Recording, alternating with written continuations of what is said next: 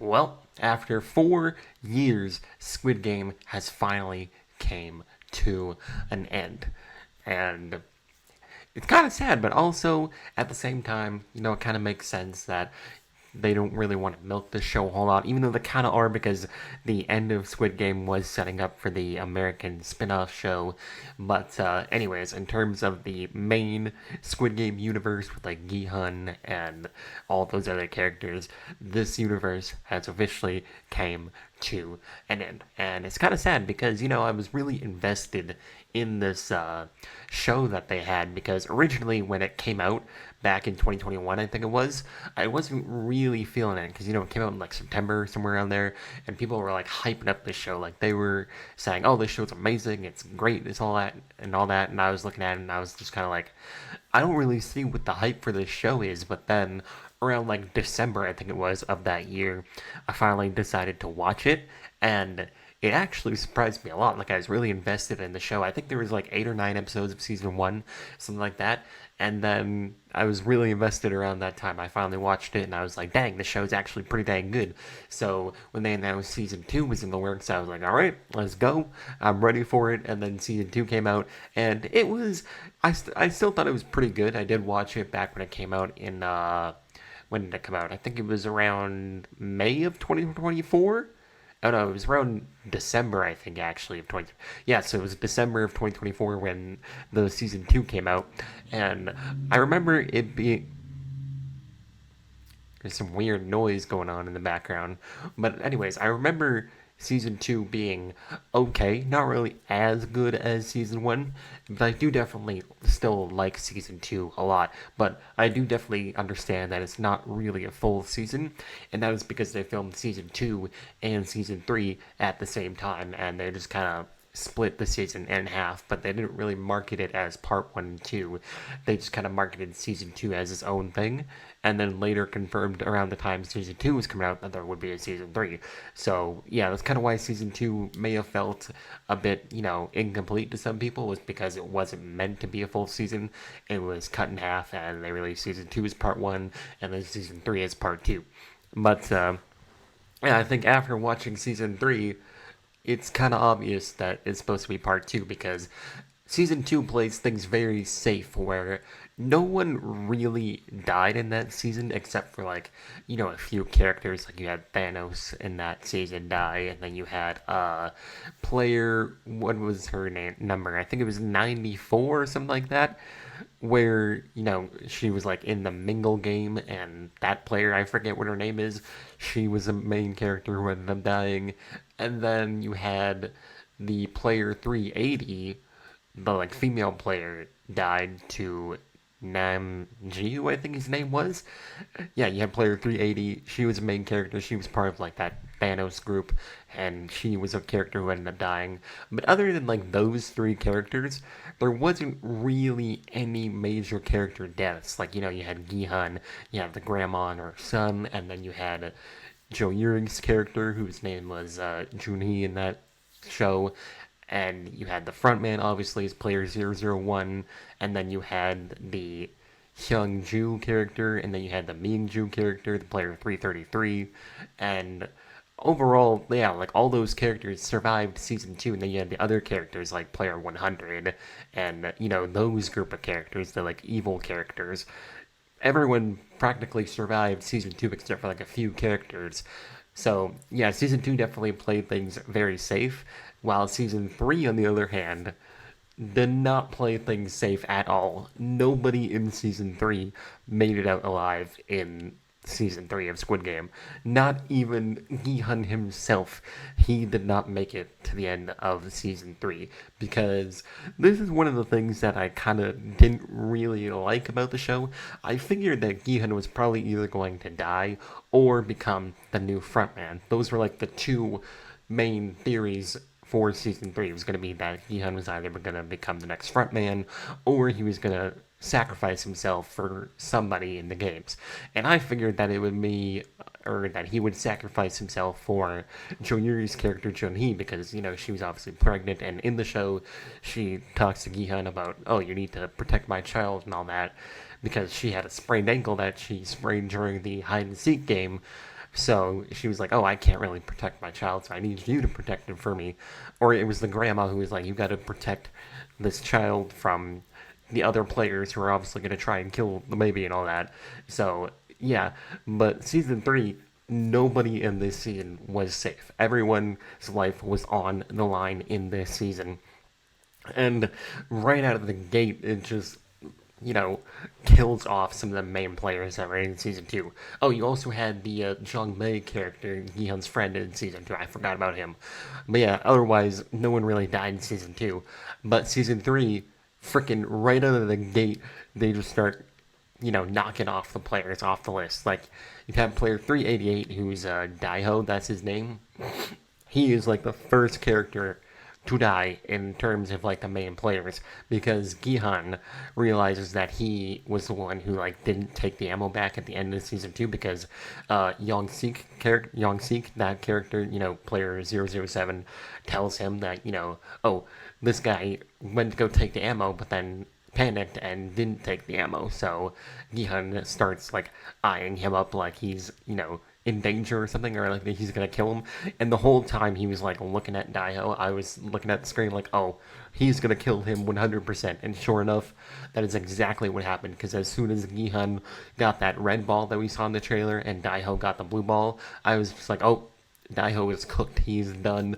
He ain't making it out of this hide and seek game. And sure enough, yep, he was the first one to die, pretty much. And so, yeah, Gihan ended up killing Daiho so that he can make it because the next game that they play is this hide and seek game where the red team has to hunt down the blue team, and then they have to kill them in order to make it past. Or if the blue team survives, then they make it past. So yeah, Gihan is part of the red team, so he ends up having to kill Daiho in order to make it to the next game. So that ended up happening, and they also killed the Hyungju character, whose number I think was player 120, if I'm not mistaken. I'm pretty sure that was her character's number. So, yeah, she ends up dying in this episode, which I was not expecting. I was expecting her to at least make it to, maybe the jump rope section or something like that, or towards the end of the games. But no, she dies in the first game in season 3. It was because of player 333. He ends up killing her, and I was kind of not expecting that when that happened. I was like, oh, who did that? And then it showed player 333, and I was like, oh my god, like, what a twist, because 333 is like talking to, Junie about, oh, I'm gonna come find you, and I'm gonna protect you, and all that. And then he finds her, but kills player 120 in order to find her. And when that happened, I was just like, holy moly, that just happened. All right. And then you had the mom kill her own son to protect the baby because the Young Sik is what his name is. He's like on the red team along with the Gihan, so he has to kill somebody in order to survive. Originally, he gets the blue ball, but he ends up trading it with his mom because he wants to like prove himself or whatever. But then when he's in the room, he starts freaking out because he doesn't really want to kill anybody. But then when he finally is like able to kill someone else like takes the kill from him, so then he has to go find another person. And so yeah, eventually he decides, you know what, I'm just gonna go kill player 222, and then so the mom, in order to protect player 222, just stabs him in the back, literally. And when that happened, I was just like, a lot of my reaction in season 3 was just, holy moly, that just happened, because there was a lot of those moments in this show, because like I mentioned, nobody in the show was safe. Also, because the mom ends up killing her own son, she ends up dying the next day because of suicide, so I thought that was also a pretty sad thing when I saw that on screen, because originally I thought it was player 124 who ended up dying, because, his friend Thanos died and everything, and so he was running out of drugs left on his, like, cross thingy. He didn't really have that much, so I thought, he's going to get too nervous, and he was just going to end up killing himself the next day. But, so when I saw the body, I thought it was player 124 who did it, but then I actually saw that it was the grandma who ended up doing it, and I was kind of sitting there like, wow, nobody in this season is safe. So, yeah, that thing also happened as well. Because I was at least thinking player 222 is going to survive. Nope. Because like I mentioned earlier, she ends up spraining her ankle during the hide and seek game because she's like walking upstairs and then ends up spraining her ankle. So yeah, there's this part where there's a jump rope game, and so which obviously requires you to jump, but she has the sprained ankle, so she can't really jump, and so she ends up giving birth during the hide and seek game to the child that we heard in the trailer. And funny enough, the child that she gives birth to ends up winning the whole games because that baby is the last player that survives. And I was just like, who could have predicted that? I really did not know that was going to happen. So, yeah, she ends up, sacrificing herself in the jump rope game because she's like, all right, well, if I can, because she does try to like figure out if she can like jump with the sprained ankle, but it doesn't end up working. So she's like, all right, I can't jump because I got a sprained ankle. So she ends up sacrificing herself, and that is how she dies. She ends up dying in the jump rope mini game, and then player 100. Holy moly, what an ass! Because Player 100 is essentially the new Deoxys, I guess is his name. Player 101 from the first season. Player 100 is essentially the new Deoxys in season 2 and 3. And arguably more an ass because he was also a lot more of a coward than Deoxys was, because he was like, tough and strong and everything, but was also kind of a coward. But Player 100 was just a coward in general and an ass because there was like times where he would like help or like help people and all that, but then they would find the exit during the hide and seek game, he would betray them and leave them to die. Although the one player he did leave to die was player 44, the like crazy lady who was like, religious and all that. That person I was not sad for when she died. I was sitting there clapping. I was like, yes, she's finally dead, because she was low-key annoying as hell, because it was player 125 that ends up killing player 44, and when that happened, I was just clapping. I was cheering. I was like, yes, thank God someone finally shut her ass up. I was like, holy moly, she is getting really annoying. So yeah, she dies in the hide and seek game because player 100 betrayed her when they found the exit and locked her in the room. So yeah, player 100 ends up making it to like the final game, and when he finally got pushed off the ledge by player 333, I was also clapping and cheering. I was like, yes, thank the Lord he is finally dead, because how did all these like good people die, but he made it to like the final three? Well, I guess four if you count the baby. But yeah, anyways, I don't really know what else to talk about for this video. Oh, I guess Gihan I can talk about.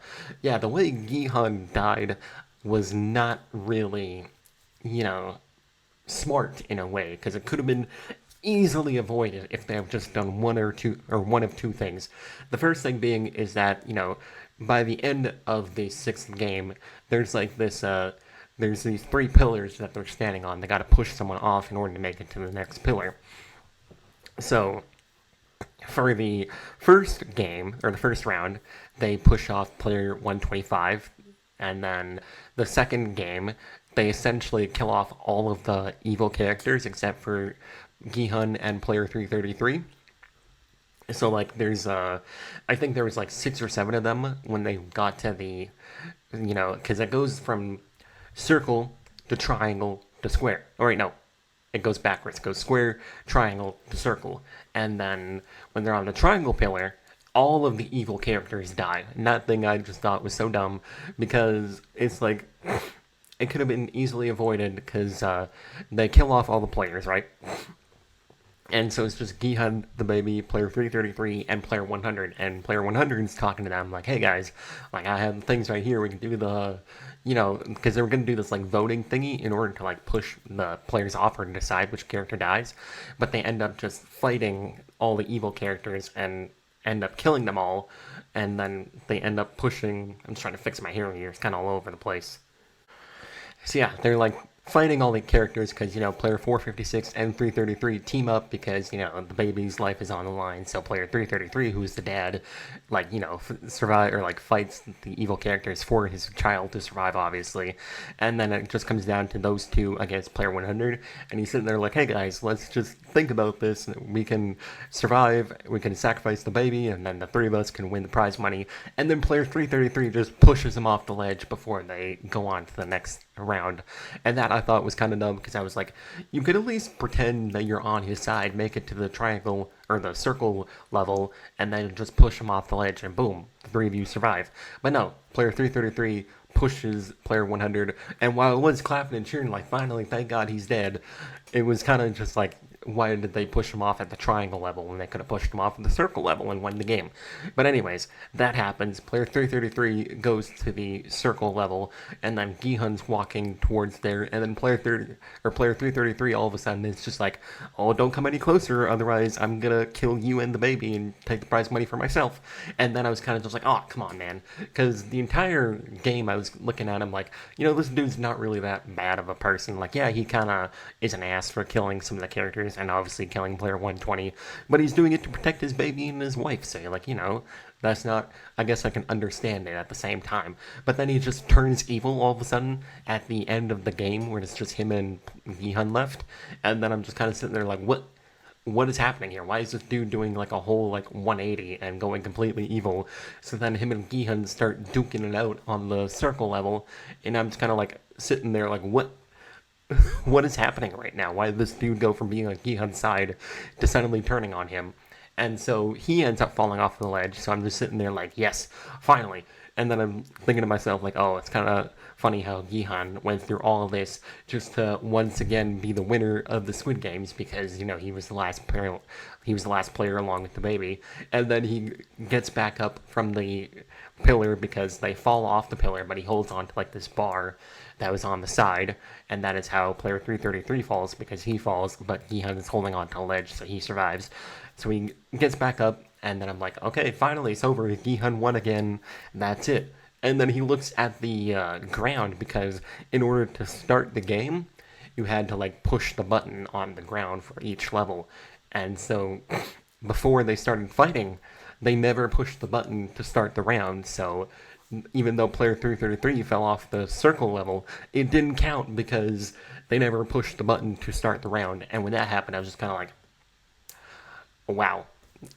It was kind of sad, but also kind of stupid at the same time because the death could have easily been avoided if before they started duking it out, Gihan pushed the button or something like that. But nope, he never did that. So player 333 falls to his death, and then Gihan gets back up and pushes the button to start the round, and so he has to sacrifice himself so that the baby can be the winner. And that is what happens. He ends up sacrificing himself, he falls to his death, and then the baby ends up being the winner of the Squid Game. So, yeah, when that happened, I was kind of just like, holy moly, what a freaking ending. And then, yeah, they end up blowing the island up because that detective guy, he ends up finding the island because player 246, of all people, the guy who, had his daughter who was sick in season 2, he, I guess, because it's a dude, he ends up being the only player, not counting the baby, to make it out of season 2 of Squid Game. Not even Gihun, player 456, makes it out. Nope. It is player 246 who survives season 2 and 3 of Squid Game.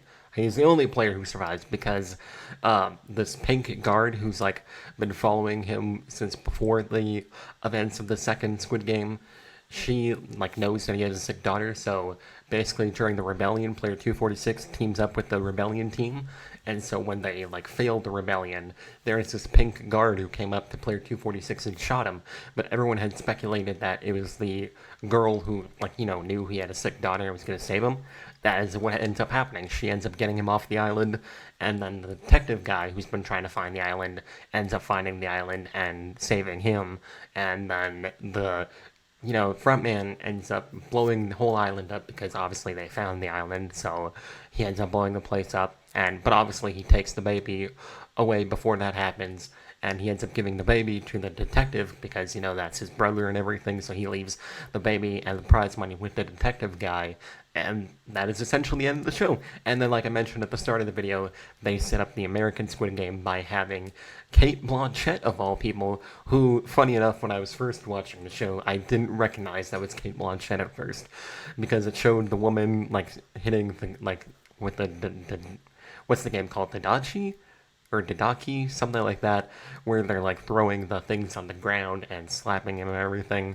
When that happened, when I first saw that, I was like, who is this random woman that's playing this game? I was like, oh, this is just some businesswoman. But then I found out afterwards that it was Kate Blanchett, and I was just like, I had no idea that was Kate Blanchett because I know who Kate Blanchett is, but I did not know that was her. So, yeah. Anyways, overall, I would give this season a 7 out of 10. I did think it was pretty good, although season 1 probably still remains the best season. If I had to rank them, I would probably go with season 1 on top, then probably season 3 in the middle, then probably season 2 at the end, just because season 2 played things way too safe, in my opinion, by killing off only, like a couple characters. Like, nobody really died in season 2, so that was kind of unfortunate. So, season 2 played things way too safe to where it was kind of just like, you know? But season 3 I did like because, it took a bunch of risks. Nobody survived and all that type of thing, except for like the front man survived. He also revealed his identity to Gihun, and then he gave him this knife to like kill other players so that he and the baby could make it out. And then when it showed Gihun, or when it showed someone like stabbing the person with the knife, because earlier it showed Gihun walking up to player 100 and holding the knife in his hand, and then it cut to the front man watching him, and then it showed like the player like stabbing him in the neck, and when that happened, I was like, yes, he's doing it, kill his ass, he is annoying as hell. And then it showed that it was the front man in like a flashback, and then when that happened, I was just like, damn, I got baited. So yeah, because the front man was offered the same thing from Oenam. I'm pretty sure his name is Oeam. Basically did the same thing for Inho, where he was like, "Oh, take this knife, kill the other players, and you'll win." Inho ended up going through with it and ended up winning the Squid Game. But when Gihan did it, he didn't go through with it because he had the flashbacks of Sabyuk telling him that he's a good person, and he didn't end up going through with it. So yeah, that ended up happening. When that happened, I was kind of just like, damn, I thought player 100 was going to die right then and there. Nope. But anyways, I think that's going to wrap it up for this video. We're at 21 minutes, so I'm going to wrap it up here. That is going to do it for this video. We are only 91 subscribers away from 700. We are at 609, so if you haven't subscribed yet, make sure you subscribe, and that is going to wrap it up. You guys can let me know what you thought of Squid Game as a whole. Like I said, I thought it was pretty dang solid, and I think that's going to be it for this video, so I'll see you guys in the next one. Peace out.